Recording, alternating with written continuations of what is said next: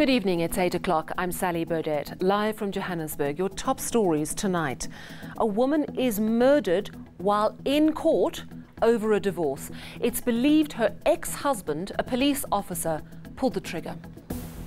If you want to argue with us politically, that's fine. But once you lie and you attack families... The Public Enterprises Minister says he's not taking the EFF's accusations lying down. Details on the charges he's laid against the party today and a response from the EFF. People are just talking and talking and talking. Former government communications boss Mzwanele Manye says he's struggling to believe the testimony of other witnesses at the state capture inquiry. And a tragic start to the 16 days of activism campaign against abuse of women and children. And it seems women are not safe even in a courtroom. Today, during divorce proceedings in a Durban court, a police officer shot and killed his ex-wife and her brother before turning the gun on himself. The officer was critically injured and is now recovering in hospital. He will be charged with 2 counts of murder. Our reporter Sipamandla Goge spoke to KwaZulu-Natal police spokesperson Tembeke Mbele. There was a divorce matter that was carrying on at the court, and then at 11 o'clock they adjourned for whichever reasons, and immediately when they were about to start the session was about to start again.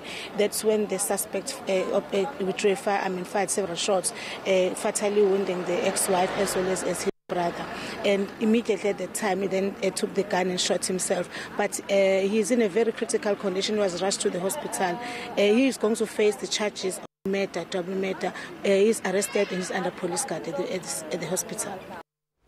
Public Enterprises Minister Pravin Gordhan started his week at the police station, laying charges against the economic freedom fighters. He's laid charges of defamation, crimen injuria and incitement to violence against the party. That's after derogatory statements made by the EFF leader Julius Malema and his deputy Floyd Shivambu last week. Slindela Masikani reports from Pretoria. Public Enterprises Minister Pravin Gordhan has had enough. If you want to argue with us politically, that's fine.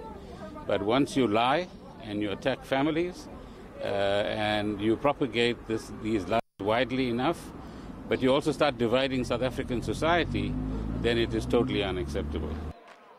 Last week, Malema declared war against the minister. He launched a scathing attack on Gordhan outside the state capture inquiry, calling the minister corrupt and a dog of white monopoly capital. Gordhan has also filed a complaint at the Equality Court. We're asking the court to order for an unconditional apology, and we're also saying that they should be ordered to pay damages because it has to be painful if you're found guilty of conduct of that type. But those damages in the amount of 150,000 will be donated to a charitable cause. Pravin Gordhan's daughter, since we started asking questions, that daughter is closing bank accounts now. Malema has also made claims that Gordhan's daughter Anisha has unduly benefited from government contracts due to her father's influence, claims Gordhan has strongly denied. Real estate capture, Meanwhile, the Red Berets are not taking the charges lying down. The EFF will actually be opening criminal cases against him, bordering on racketeering, fraud, corruption, failure to combat corruption, and also contravening the Strategic Intelligence Framework Act, wherein he had a rogue unit, and we have got former ministers who are actually ready to provide affidavits. The EFF will lay its charges against the minister on Tuesday. Slindela Masikani, Pretoria. The Zondo Commission into state capture continued today. Former government communications boss Mzwanele Manye voiced his doubts about Mcebisi Jonas's testimony. Now, Jonas has already told the Commission he was offered a bribe and the position of finance minister by influential businessman Ajay Gupta in October 2015. Also today, testimony from a former Treasury staffer about the arrival of Des van Rooyen, who served as finance minister for just 4 days in December 2015. Aaron Bates has the details of both those testimonies today. Do you have any objection with taking the prescribed First oath? came Phumza Maqanda. Do you consider the oath to be binding on your conscience? Yes, I do. Do you Then Mzwanele will Manyi. be the truth, the whole truth, and nothing but the truth? Here's Maqanda on then Finance Minister Des van Rooyen. I had to explain to the minister why a CV of a Minister of Finance is important. And I explained to him that someone in that role is entrusted with a lot of powers. She claims Van Rooyen's advisor, Mohammed Bobat, was calling the shots. Did you get the impression that Mr. Bobat was basically beginning to dictate the rules that he thought should be followed? I got the sense that he was ignorant of the rules, but he also was not interested in what the rules were. But even if the rules were there, he would disregard them and he would make new rules. Manyi began leading his own evidence, calling some shots of his own. Lord Chairperson, let's go to lunch. Some questions he avoided. Do you accept that members of the Gupta family and the businesses that they own have been seriously implicated by way of credible evidence led before the chairperson up to this point in serious malfeasance of state capture? Well, my answer is I don't know.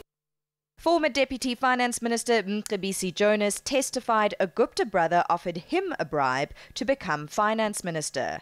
Manyi calls such testimony poetry. People are just talking and talking and talking. Manyi's testimony resumes on Tuesday. We adjourn. ANC National Chairperson Gwede Mantashe may speak afternoon. Erin Bates, Johannesburg. In other local news, soccer legend Mike Sporo Mangena was granted bail of 50,000 rand in the Randfontein Magistrates Court today. Mangena and 3 others were arrested after police discovered a suspected drug lab on the football commentator's plot. His co-accused will remain behind bars. The 4 men will appear in court again on the 21st of February next year. Johannesburg CBD was on lockdown today as police and Metro Police confiscated several tons of counterfeit goods. Formal and informal traders were raided. 10 undocumented foreign nationals were arrested as part of today's operation. A full bench of the Western Cape High Court will hear an urgent interdict by AfriForum later this week. The civil society group wants to stop a parliamentary process that could change the constitution and allow for land expropriation without compensation. The Joint Constitutional Review Committee recently adopted a resolution to amend Section 25 of the Constitution. AfriForum says the report is flawed and failed to consider hundreds of thousands of written submissions against changing the Constitution. Some very sad news this evening. The mother of double HP's son has died. Family spokesperson Nkululeko Mncana confirmed Lerato Kanye's death. She died in the early hours of this morning at a Johannesburg hospital. The cause of Lerato Kanye's death is not yet clear. Her passing, of course, another very painful blow to the Tsambo family, especially the late rapper's son, Liano. He's just 14 years old and has now lost both his parents. Double HP died on October the 24th in Johannesburg. Still ahead on eNews, a crossing at the US-Mexico border has been reopened after it was stormed by migrants hoping for a better life. And your money news, of course, with Mateo. Although the local market having a better day today with retailers and banking stocks are pulling up the JSE.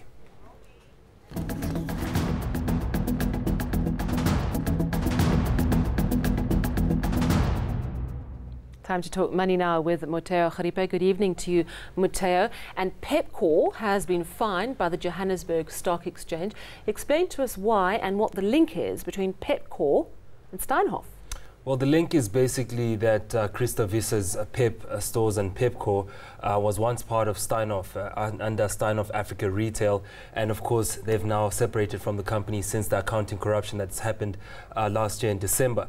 The main problem with this particular deal is that Pepkor was then giving surety to Steinhoff for about 15 billion rand for Steinhoff's debt, something shareholders did not know about. Another problem with this is that when you are going to list on the JSE, as the company was about to, they didn't let shareholders know. And you do tell shareholders this information so they know whether to give you their money or not. So it does seem quite deliberate and quite shady the way this went about. And also that, Pepco didn't tell its own shareholders that it was also giving off loans to managers and directors. Of course, this is very legal. But under the JSE law, if you are a listed company, you need to tell your shareholders that should anything happen to the company, we are, giving out loans to the directors and managers of this particular company, and they are indebted to us. Is a $5 million fine just a slap on the wrist for a big company like Pepco? I think if you look at the market cap of a company like Pepco, and that's about 68 billion, if I'm not mistaken, sure. And you look at the value of the company and how much it actually makes in terms of revenue, this is definitely a slap on the wrist. And the JSE has come under a lot of scrutiny lately, especially with the Steinhoff case, not wanting to delist the company, even though it had crashed because of accounting corruption. That they are quite soft on, the JSE listed companies and white collar crime as well. So it's a very tough one for them. But the fact that they're also suspending 1 million of that 5 million for a year also shows you that, it's going to be very hard for them to stop this type of behavior. Absolutely. How are the markets today? A better day, I believe. Better day today. The rand was much stronger, and that pushed, of course, retail and banking stocks today. The all share up more than 1%, close to 2%. In fact, and industrials backed by a stronger Naspers share, while financials were up more than 3%. In terms of mining shares, they didn't have a good day today. Gold was down more than 1% and platinum was marginal, with resources closing off that negative trade. Price of gold now at $1,222 an ounce, and platinum was marginal at 0.35%. Brent crude was under $60 a barrel earlier today. It's at $60.65 now a barrel, boding well for that petrol price going into the festive season. The local currency was stronger against all three major currencies earlier in the day, but has since tracked back by a few cents now at 13.89 against the greenback, at 15.75 against the euro, and also at 17.80 weaker against the pound. Not a bad Monday, all told. Thank you very much. We'll chat to you again tomorrow evening at the same time. Let's move now to news from further afield. Tension between Ukraine and Russia is escalating.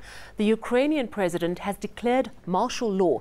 This after the Russian Coast Guard fired on Ukrainian Navy vessels, wounding 6 crew members. Now, yesterday, 3 Ukrainian Navy ships were sailing off the coast of Crimea, which Russia annexed 4 years ago. They say Russia rammed one of their boats before capturing all 3. Russia claims the ships were there illegally. The United Nations Security Council has called an emergency meeting today to discuss the matter. To the United States of America, where the country's busiest border crossing with Tijuana in Mexico has reopened. A confrontation with migrants yesterday forced it to close temporarily, but US President Donald Trump is threatening to close the border permanently. Yesterday, US police fired tear gas to repel hundreds of people trying to force their way into America. There were many women and children in that group. In recent weeks, caravans of thousands of migrants have been making their way to the US border with Tijuana. Still ahead, we're going to go to Louis Fernandez at our weather centre. Hello, Louis. All your weather news, and then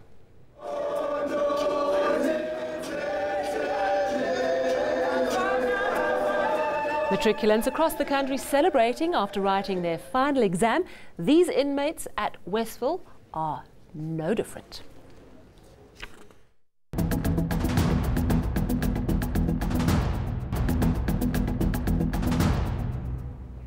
We've had quite a lot of rain and cloud about. Let's get the details now from Cape Town. Louis Fernandez standing by. Good evening to you, Louis. What can you tell us? Good evening, Sally. Well, it's been a stormy day for some parts of South Africa. currently have some active storms in the northern and eastern Cape as well as in KwaZulu-Natal, and some areas stay wet overnight over the central interior, while a cold front will be bringing in some showers towards the western and eastern Cape, so a wet start to Tuesday for some areas in the south. In the afternoon, it's going to be hot in the east with more thunderstorms developing over those areas, and later on in the day another cold front makes landfall in the western Cape, bringing a few drops of rain to Cape Town and once again towards the south coast. In the northern Cape, we're going to see a drop in temperature for some areas, including Sutherland, where there could be showers, a few thunderstorms towards the east, and it does become windy across the province for the afternoon. A much cooler day in the western Cape, along with some rain, especially along the south coast and the adjacent interior, while we could also see a few showers crossing the mountains into parts of the Karoo.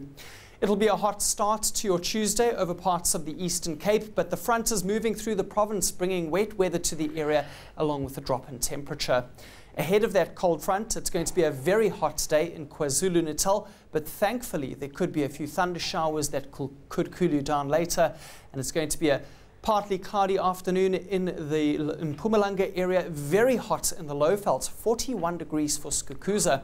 And there'll be similar temperatures for parts of Limpopo, but for this province there's also a small chance for a few thunder showers in the south. Isolated thunderstorms in a hot northwest, Mahikeng, 34 degrees, your expected maximum. And it's going to be a warm to hot day in the Free State with patchy thunder showers in the province. And finally into Gauteng, a partly cloudy and warm to hot day once again in the province, and a few thunder showers in the area, a 40% chance in this region. Let's take a look ahead to your conditions for Wednesday, and we are expecting thunder showers in the northeast once again. A much cooler day in KwaZulu-Natal with cloud as well as some rain and a few showers all the way through to George. And then on Thursday, it's going to be sunny and dry over the western parts of the country, allowing temperatures to climb, staying cool in KZN with some cloud cover and a couple of thunderstorms expected for the Highveld. That's all from the Weather Centre. Sally, it's back to you in Johannesburg. Thank you so much, Louis. And finally, many grade 12 learners around the country are celebrating today as they wrote their final English exam. And at Westville Prison's Usetubeni Youth School, it was no different. It was opened in 2003 and has a history of achieving quality matric results. The school's name, Usetubeni, translated means you stand a chance. And with their hard work and good results, they definitely do. Inmates celebrated by singing and dancing at the end of their final exam. Let's take a listen.